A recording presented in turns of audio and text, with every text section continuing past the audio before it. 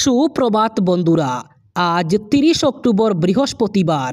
আজকের সকালের বিশেষ বিশেষ খবরগুলি হলো: তৈরি করে রাখুন নথিপত্র। রাজ্যের চাকরি প্রার্থীদের জন্য এবার বড়সড় সুখবর দিল শিক্ষা বিভাগ। রাজ্যে হাজার হাজার চাকরির বিজ্ঞপ্তি প্রকাশ করেছে শিক্ষা বিভাগ। 70,000 টাকা পর্যন্ত পাওয়া যাবে বেতন। রাজ্যে খুব শীঘ্রই শুরু হবে হাজার হাজার চাকরির জন্য আবেদন প্রক্রিয়া। এই খবর জানিয়েছেন রাজ্যের শিক্ষামন্ত্রী ডক্টর রনোজ পেগু। জানা গেছে 10,673টি পদের জন্য শিক্ষা বিভাগ জারি করেছে বিজ্ঞাপন। এসএসের অধীনে এলপি এবং ইউপির মাধ্যমে শিক্ষক নিযুক্তি হবে। আগামী 8 নভেম্বর থেকে আবেদন করার প্রক্রিয়া আরম্ভ হবে এবং আবেদন করার অন্তিম তারিখ আগামী 30 নভেম্বর। www.dasam.gov.in এ আবেদন করতে হবে। অনলাইনে আবেদন করতে হবে। বিস্তারিত বিবরণ রাজ্য শিক্ষা বিভাগের বিজ্ঞপ্তিতে পাওয়া যাবে। রাজ্যে বেদখলকারীদের বিরুদ্ধে আবার চোখ রাঙাচ্ছে প্রশাসন। এবার উচ্ছেদের মাঝে প্রশাসনের সঙ্গে তর্কযুদ্ধে লিপ্ত বেদখলকারীরা। বেদখলকারীদের বিরুদ্ধে রাজ্যে আবার আরম্ভ হয়েছে উচ্ছেদ অভিযান। বনাঞ্চল মাটি দখল করা মানুষদের বিরুদ্ধে চলল বুলডোজার। জলাশয় গ্রেজিং রিজার্ভ দখল করা সাবধান। শুয়ালকুচির কামরূপ জেলা প্রশাসনে এবার চালালো বুলডোজার।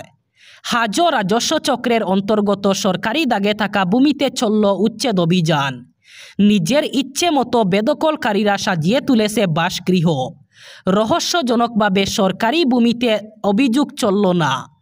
এ নিয়ে অভিযোগ করেছেন বেদখলকারীরা। এ নিয়ে প্রশাসনের সাথে তর্কযুদ্ধে লিপ্ত হয়ে পড়েন। এতে এক উত্তপ্ত পরিস্থিতি সৃষ্টি হয়। হঠাৎ বন্ধ হয়ে পড়ল ইউপিআই পরিষেবা। কাজ করছে না ফোনপে, গুগল পে, পেটিএম। বহু অ্যাকাউন্টে করা যাচ্ছে না কোনো পেমেন্ট। এ নিয়ে গ্রাহকদের মধ্যে সৃষ্টি হয়েছে এক হাহাকার পরিস্থিতি। জানা গেছে দেশের বেশ কয়েকটি এলাকায় ফোনপে, গুগল পে অথবা পেটিএম কাজ করছে না। হঠাৎই বন্ধ হয়ে পড়েছে ইউপিআই পরিষেবা। দেশ জুড়ে গ্রাহকদের মধ্যে হাহাকার পরিস্থিতি। বিহারে আসন্ন বিধানসভা নির্বাচনকে ঘিরে নির্বাচনী ইস্তেহার প্রকাশ করল মহাগঠবন্ধন। এই ইস্তেহারে একাধিক জনমুখী প্রতিশ্রুতি দিয়ে ভোটারদের মন জয় করার চেষ্টা করেছে মহাগঠবন্ধন। সংকল্পপত্র 2025 শীর্ষক এই ইস্তেহারের মূল স্লোগান সম্পূর্ণ বিহার কা সম্পূর্ণ পরিবর্তন, তেজস্বী প্রতিজ্ঞা তেজস্বী প্রাণ, যার কেন্দ্রবিন্দুতে রয়েছে কর্মসংস্থান, নারীর ক্ষমতায়ন এবং সামাজিক সুরক্ষা। ইস্তেহারে সবচেয়ে বড় প্রতিশ্রুতি হল প্রতিটি পরিবারকে একটি করে সরকারি চাকরি দেওয়া হবে। মহাগঠবন্ধনের দাবি তারা ক্ষমতায় এলে 20 দিনের মধ্যেই নতুন আইন প্রণয়ন করবে এবং 20 মাসের মধ্যে সেই চাকরি বণ্টনের প্রক্রিয়া শুরু হবে। পাশাপাশি চুক্তিভিত্তিক এবং আউটসোর্সিং কর্মীদের স্থায়ী করার প্রতিশ্রুতি দেওয়া হয়েছে। সেই সাথে নারীদের জন্য মাই বহিন যোজনা নামের একটি প্রকল্প ঘোষণা করা হয়েছে, যার আওতায় প্রত্যেক মহিলাকে মাসে 2,500 টাকা অর্থাৎ বছরে 30,000 টাকা করে দেওয়া হবে। এছাড়া প্রতিটি পরিবারকে 200 ইউনিট বিদ্যুৎ বিনামূল্যে দেওয়া হবে। দরিদ্র পরিবারকে 500 টাকায় রান্নার গ্যাস দেওয়া হবে। নলবাড়িতে মঙ্গলবার বীর লাচিত সেনার কার্যালয়ে হানা দিল বজরং দল। বিশ্ব হিন্দু পরিষদের বজরং দল আচমকা কেন বীর লাচিত সেনার বিরুদ্ধে রণংদেহী মেজাজে? অভিযোগ, বজরং দলের এক নেতাকে ফোনে হুমকি দিয়েছেন বীর লাচিত সেনার জনৈক কর্মকর্তা। বজরং দলের কর্মীরা এই হুমকির কথা জানতে পেরে বীর লাচিত সেনার নলবাড়ি জেলা কার্যালয়ে উপস্থিত হন। ওই হুমকিদাতা নেতার খোঁজ করে, কিন্তু নেতাকে না পেয়ে বজরং দলের কর্মীরা বীর লাচিত সেনার কার্যালয়ে তাণ্ডব চালায়। ব্যানার পোস্টার ছিঁড়ে ফেলে বজরং দলের কর্মীরা। নলবাড়ির ইটখোলায় রয়েছে বীর লাচিত সেনার জেলা কার্যালয়। বজরং দলের নেতা নয়ন তালুকদারকে নাকি ফোনে দেখে নেবার হুমকি দিয়েছেন বীর লাচিত সেনার পাপু অসম নামের এক কর্মী। আরএসএসের কার্যকলাপ নিয়ন্ত্রণ করার চেষ্টায় বড়সড় ধাক্কা খেল কর্ণাটকের কংগ্রেস সরকার। সরকারি স্থানে অথবা জনসমক্ষে জমায়েত নিয়ে সরকারি নির্দেশিকায় এবার স্থগিতাদেশ দিল কর্ণাটক হাইকোর্টের দাওয়াত বেঞ্চ। আদালত জানিয়ে দিল, এখনই প্রকাশ্য স্থানে জমায়েতের উপর কড়াকড়ি শুরু করা যাবে না। দিন দশেক আগেই কর্ণাটক সরকার 2013 সালের একটি সরকারি নির্দেশিকা নতুন করে প্রকাশ করে বলা হয় জনসমক্ষে কিংবা সরকারি জমিতে 10 জনের বেশি লোকের জমায়েতের জন্য পূর্ব অনুমতি লাগবে। কোনো স্কুল কলেজ অথবা সরকারি সম্পত্তিতে কোনো রকম বেসরকারি সংস্থা অথবা স্বেচ্ছাসেবী সংস্থা অনুমতি ছাড়া কার্যকলাপ করতে পারবে না। ওই নির্দেশিকা জারি করা হয় মূলত আরএসএসের কার্যকলাপ নিয়ন্ত্রণের জন্য। সচরাচর আরএসএসের শাখা সরকারি স্কুল কলেজে চলে। স্বয়ংসেবকদের শরীরচর্চা অথবা অন্য কর্মসূচির জন্য সরকারি নিষ্পত্তি ব্যবহার করা হয়। এইসব বন্ধ করে দিতেই ওই উদ্যোগ নেওয়া হয়েছিল।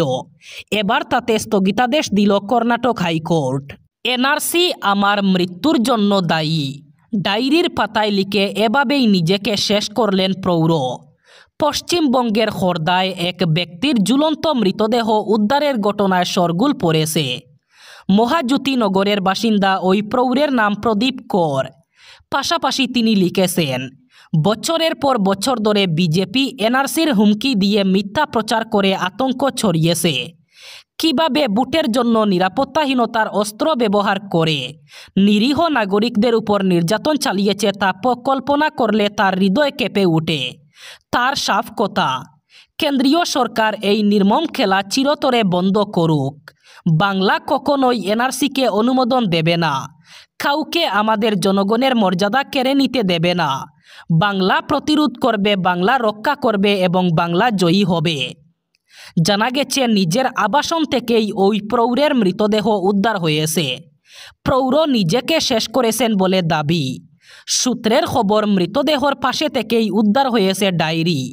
তাতেই এনআরসি সম্পর্কিত নানা বিষয় লেখা। এমনকি তার মৃত্যুর জন্য যে এনআরসি দায়ী সে কথাও লিখে রেখেছেন তিনি। ভারতের নির্বাচন কমিশন এবার গোয়ায় শুরু করে দিল ভোটার তালিকার বিশেষ নিবিড় সংশোধন অথবা এসআইআর। 1 জানুয়ারি 2026 তারিখে নতুন ভোটার তালিকা তৈরি করতে এই প্রক্রিয়া শুরু হয়েছে। কমিশনের পক্ষ থেকে জানানো হয়েছে, এই প্রক্রিয়া 28 অক্টোবর থেকে শুরু হয়ে 7 ফেব্রুয়ারি পর্যন্ত চলবে, যার মধ্যে প্রতিটি ধাপে নির্দিষ্ট সময়সীমা নির্ধারণ করা হয়েছে। প্রধান নির্বাচন আধিকারিকের অফিসের মাধ্যমে প্রকাশিত প্রেস বিজ্ঞপ্তি অনুযায়ী 28 অক্টোবর থেকে 3 নভেম্বর পর্যন্ত প্রশিক্ষণ এবং প্রস্তুতি কার্যক্রম চলছে। এরপর 4 নভেম্বর থেকে 4 ডিসেম্বর পর্যন্ত বাড়ি বাড়ি গণনা হবে।